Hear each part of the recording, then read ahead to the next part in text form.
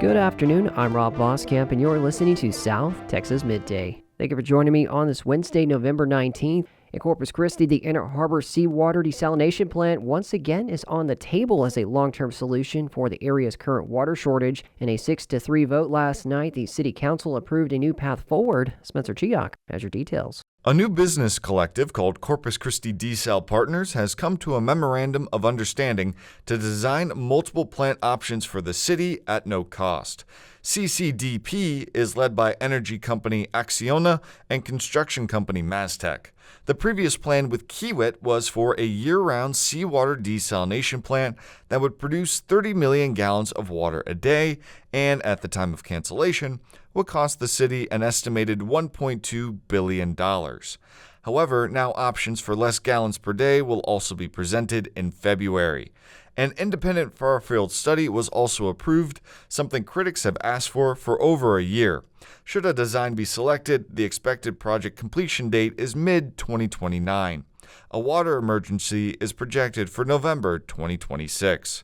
For KEDT News, I'm Spencer Chiok. The decision to bring back the project took about 4.5 hours and included a presentation by Corpus Christi Water PMO Director Brett Van Hazel. Representatives from Acciona and Mastech took questions from City Council members. Some of the highlights from yesterday's meeting included at-large City Council member Mark Scott attended the meeting remotely. He previously voted in favor of continuing to work with Kiewit back in July. He stated his support once again. I just wanted the world to know I'd support the vote today. I also support moving forward on the far field modeling. I would take the time needed to set it up right because I suspect, listening to the conversation, there still needs to be flesh out who's going to be involved and what parameters. Carolyn Vaughn voted against the measure back in July, but she voted in favor yesterday and asked about the possibility of being able to dump the brine into the Gulf. She presented that question to Dan Leindecker, representing engineering company Ardura. I want your honest answer, and I know you'll give it to me. Possibility to build a pipeline down the road where we can put the brine out into the Gulf of America. Well, at a strategic level, that's definitely possible,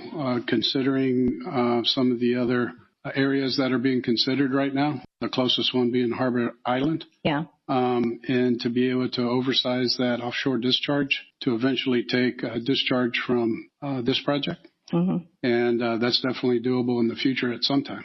District 3's Eric Cantu was unhappy about the project but voted for it. He claimed that the plant is merely for refineries. It's for the refineries. This water's for the refineries, and I'm okay with it because they provide jobs. We promised them water many, many years ago, and they came and built their plant here. We got to support them. A spokesperson for Corpus Christi Water disputed that claim, saying that water would be for both businesses and citizens alike. District 5 Councilman Gil Hernandez voted no, stating concern regarding capabilities of plant growth. So if you combine the 40 million gallons a day that we're looking for that and the 30 million gallons, that gets us 70 million gallons a day. That's to get us back to even, right? It doesn't provide the water that we need for growth in the future.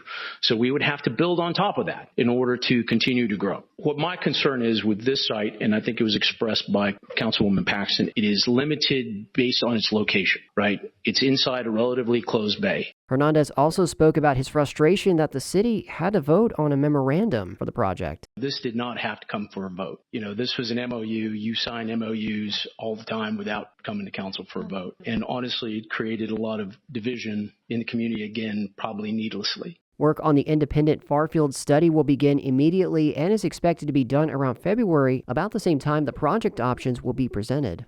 The state of Texas has appealed yesterday's decision blocking its new congressional map to the U.S. Supreme Court. Yesterday, a federal court in El Paso ruled that the redistricting, which was backed by President Trump and Texas Republicans, illegally minimized the voting power of minorities. The ruling is likely to come ahead of the December 8th filing deadline for congressional candidates. Its outcome will determine whether Texas can use the new map in the 2026 midterm elections. And a federal judge in Texas has blocked a new state law that requires 10 Commandments displays in public schools across the state. As the Texas Newsroom's Lucio Vasquez reports, the temporary block is only affecting about 24 schools. U.S. District Judge Orlando Garcia says it would be, quote, impractical if not impossible to protect Texas students from unwelcome religious displays without blocking the law.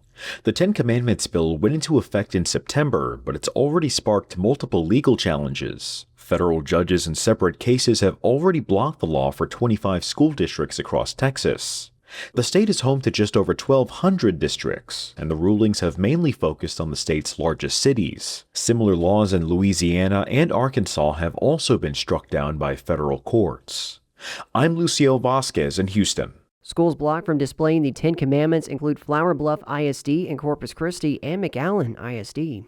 And Del Mar College is continuing success with their programs to help high school students achieve more was the focus of the second annual Superintendents Symposium. Lon Gonzalez has the details. Superintendents from throughout the Coastal Bend gathered at Del Mar College's Oso Creek campus Tuesday with a sharp focus on a program that's been benefiting students, DMC's dual enrollment program.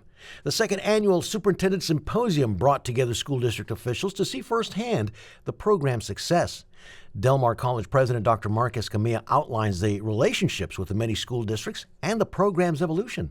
Our inextricable relationship from each other has been a critical key of growing these dual enrollment students. And now we're serving over 5,000 students, both on the credit and the continuing education side of the house. So it's a big effort. And, I'm really proud of the efforts that our team has undertaken to grow these partnerships.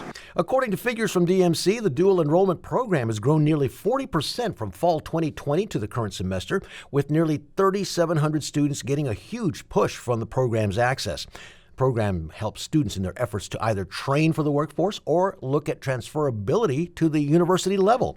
The school district college relationship is key to success.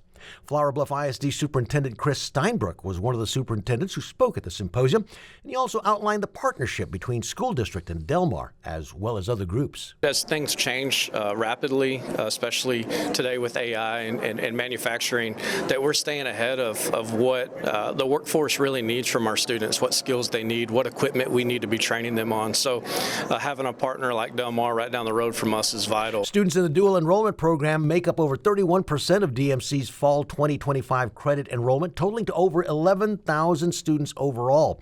Another program that got high marks was the Freedom to Dream Waiver Program, which highlights not only graduating seniors who took part in that dual enrollment program, but also graduating seniors who had not taken DMC credit courses in high school.